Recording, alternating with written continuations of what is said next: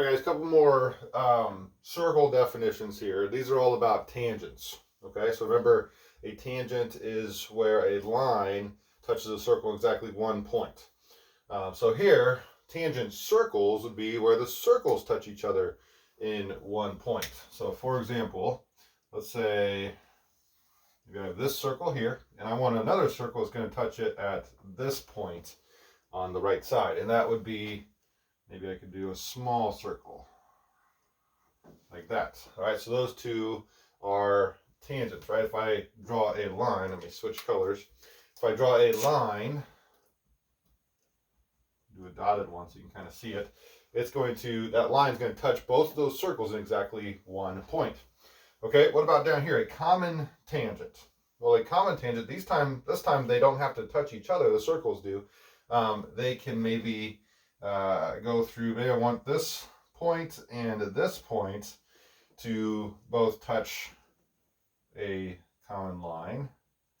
These are a little bit tough to draw, so I'm going to use a dotted line. It's a bit easier to do that. Okay, so that dotted line then would be the common tangent, right? Because these two circles are common, they share a common tangent to each other. And it can go kind of where one's on the bottom, one's on the top, or left, right, depending on how you look at it. Or it could be on the same side, maybe both on the top, like this, where it touches this point and this point of those circles. All right, so those two types are what's known as an internal and external.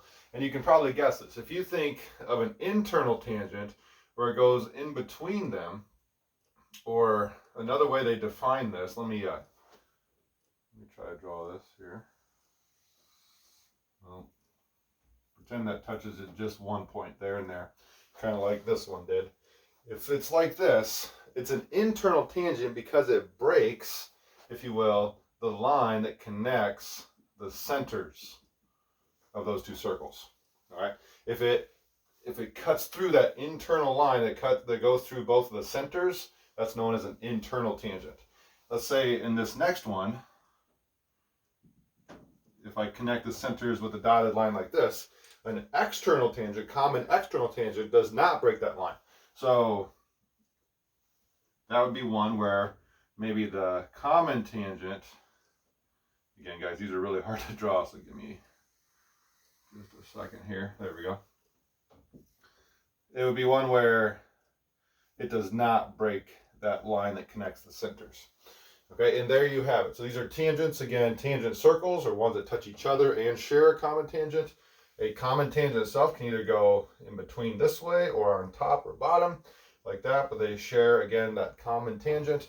And then internal, it cuts through both of those. So you have, it's almost like when we did alternate interior angles, where one was on one side of our transversal and one was on the other side of the transversal. Same thing here. Think of the tangent as a transversal. We have one on one side, one on the other.